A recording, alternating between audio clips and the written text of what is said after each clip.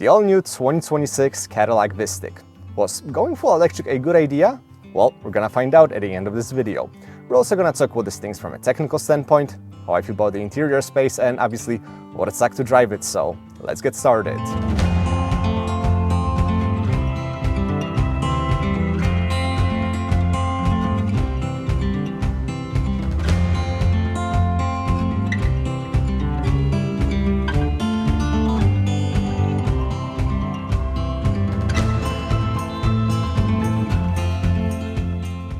Now, a while ago, Cadillac announced that every new vehicle they release is going to be fully electric. So you got the new LYRIQ, the OPTIQ, the Escalade IQ, or today's hero, the VISTIQ. So what exactly is this thing? Well, you can look at it as a fully electric replacement for the forgotten XT6. It's a 3-row midsize SUV with a starting price of around $80,000, which can go up to $100K if you get a fully loaded model, but today we have a somewhat entry-level sport trim, which is already pretty well equipped, so it's not like you pay $80,000 and get a bare-bones model. But let's talk what this thing is from a technical standpoint. Now, just like with all new EVs made by GM, the VISTIQ uses the Ultium drivetrain architecture, and as of now it only comes as a 615 horsepower dual-motor all-wheel drive. That means it can do 0 to 60 under 4 seconds, which is pretty impressive, but what's even more impressive is that with a 102 kilowatt-hour battery on board, we're looking at a range of about 305 miles and more. As of platform itself, it sits on GM's BEV3, shared with cars like the LYRIQ, OPTIQ, Equinox EV or Blazer EV, and features a multi-link front and rear suspension with semi-active dampers, so that's a positive surprise. We can also get an air suspension and rear axle steering as an option, but our sport tester doesn't have it. If you want it, you have to go up to the premium luxury trim, which starts at around 94 grand. As of charging times, if you use the DC fast charging, you can get up to 80 miles of range in about 10 minutes, and going from 20% to 80% takes about 45 minutes. Obviously, just like with other EVs, that final 20% capacity of lithium-ion battery charges at a slower rate, which extends the charge time, and Cadillac actually recommends charging the car to 80% for longevity unless you absolutely need a full range. Obviously, the most convenient and inexpensive way is to charge your EV at home using an AC level to wall box. If you take that approach, you can add between 20 and 47 miles per hour of charge, depending on how powerful your charger is. Now, before we talk what it's like to drive this thing on our favorite back road, let's take a look inside and talk about the interior space.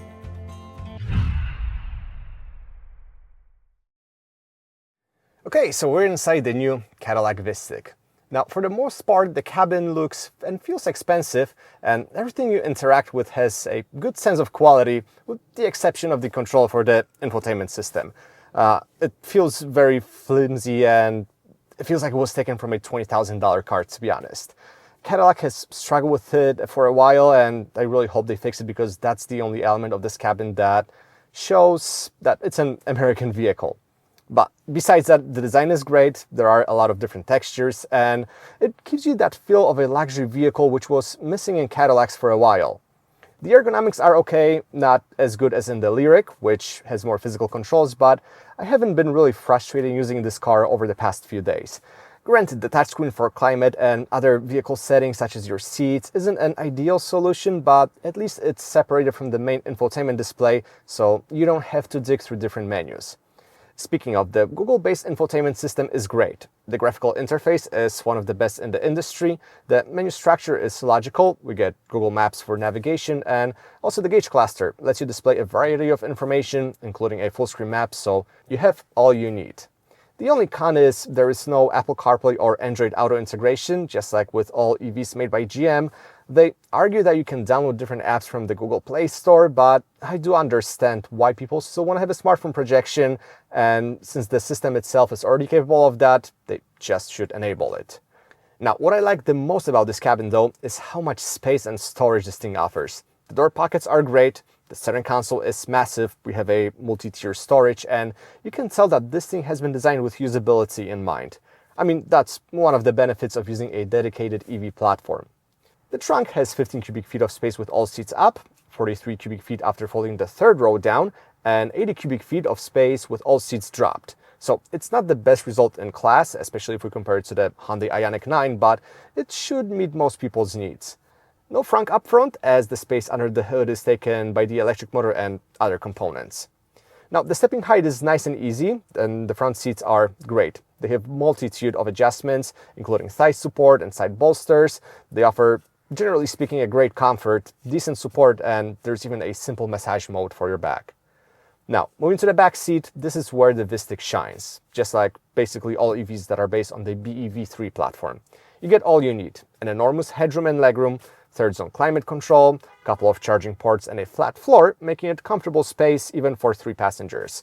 Now, our tester only has 2 captain's chairs, but you can also get a bench. The third row is fine too. Not mind-blowing, it's a mid-size SUV at the end of the day, but being 6'1", I can travel back there on short distances. Overall, the VISTIQ is a step in the right direction when it comes to Cadillac as a brand and the interior quality. We have great technology, very nice quality materials, everything that you interacted is nice and feels expensive, but the question is the new VISTIQ expensive to drive? Well, let's head into our favorite back road now and see how it drives, because it's a sport, so it should be sporty. I mean, 0 to 60 in 3.7 seconds? Let's see what it's capable of.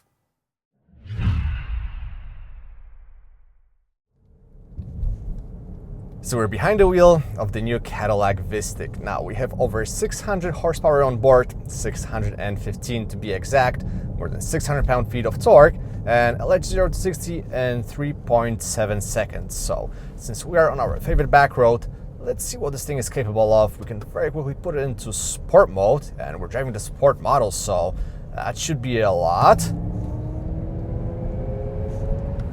All right, just like with most EVs, it has plenty of instant torque.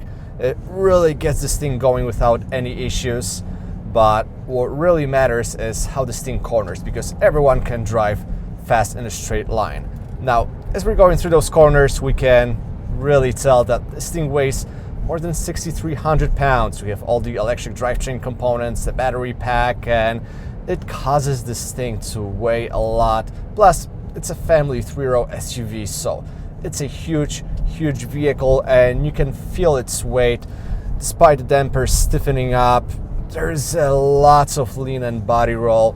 The steering is very numb, doesn't give us any feedback, but it shouldn't. This thing is not made for fast driving. Maybe one day they will release the V model, which I would be very interested in, just like they did in case of the OPTIQ and the LYRIQ. But as of now, we only have this one powertrain option, 615 horsepower. It's one of their flagship electric vehicles, so they give you that power just so the numbers look good for marketing teams. So driving fast is completely pointless, because this gives you so much peace when you drive it. The cabin is an isolation chamber. It's super quiet. We obviously have laminated side windows, we have active noise cancellation, and since it's an EV, there's no NVH coming from the drivetrain. So you're driving this thing in complete silence and you're so relaxed. All the inputs are very nice and soft. The calibration of the electric drivetrain is also amazing. When you drive it in tour mode, you don't get hit with that instantaneous torque. You can very nicely and progressively accelerate, and driving this thing is super easy despite its dimensions. And even though we don't have a rear axle steering in our sport tester, this thing is pretty easy to maneuver. I have no complaints about that. The steering is slow, so you do have to make a lot of turns with the wheel to get this thing to turn, but that's only minor inconvenience. We also have great technology. We have Super Cruise, which means we can drive hands-free on many highways in the US and Canada. The car obviously is gonna let you drive hands-free, keep the safe distance between you and the following vehicle. It's also gonna automatically change lanes for you. And one thing I noticed, I live in northern New Jersey, there are even some back roads that become compatible with Super Cruise, so that's a positive surprise. It shows that GM is still investing in this technology. They want to make their car to be fully autonomous, so they get a lot of data from those roads and put them into the database, so that's a very nice surprise. The ride quality is phenomenal. The suspension does an amazing job on any road surface. There isn't much noise coming inside. There aren't many vibrations that get transmitted into the cabin. Even when you put it into sport mode, it's slightly gonna make the ride a little bit stiffer and help with body control, but still, this is pretty awesome. And yeah, the pavement gets really choppy in here, and I'm sitting in this comfortable seat and I'm not bothered by anything. Now, when it comes to the drive modes that we have Tour, we have Sport, we have Snow Ice, we have My Mode, and we have a couple of different options for our region braking. So right now, my one pedal drive is disabled, meaning when I lift off, the car is gonna coast. It's slowly gonna lose speed, but it's gonna be a very, very smooth operation. When we enable the one pedal driving, we can set two different levels. We can have it in normal, which is, I think, the best for everyday driving. Once you get used to it after a couple of days, you'll really appreciate it. You'll be able to recover some energy and maximize the efficiency of your electric drivetrain. When you put it on high, it becomes very aggressive.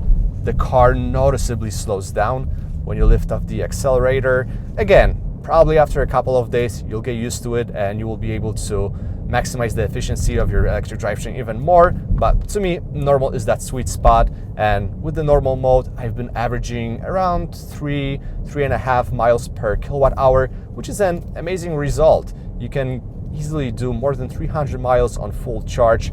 The electric drivetrain is very efficient. It's very well calibrated. It's super smooth to drive. So the fact that GM heavily invested in electric drivetrains and EV technology pays off. They make one of the best EVs on the market alongside Hyundai Corporation. So really, really nice job. This is also a much better vehicle than the XT6 that it replaces. The XT6 didn't really feel like a Cadillac, maybe like a nice Buick, but it was lacking something. Here we have great interior quality, phenomenal ride comfort, and again, I'm gonna sound like a broken record, but no NVH from electric drivetrain, which makes it an ultimate luxury driving experience. So with that, let's head into the final thoughts and summarize this thing.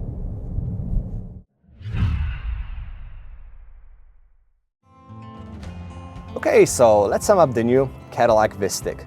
Now, as I said in the beginning, you can look at it as an EV successor to the XT6, and it does everything better than its gas counterpart. It's more comfortable, it has a better ride quality and better isolated cabin. The interior quality is awesome. The technology implementation is also great, and since it's a fully electric vehicle, there is no NVH coming from the drivetrain, which makes it an ultra-refined luxury experience when you drive it on a highway or around the town. It also has a pretty impressive range. As I said, I can easily average 3.5 miles per kilowatt hour, which gives me at least 320 miles of range on full charge. It's also super practical. It will definitely meet all of your family needs, and you don't need the Escalade IQ. If you guys have any questions about this thing, drop a comment and I'll be more than happy to answer them. Thanks so much for watching, and I'll catch you all later.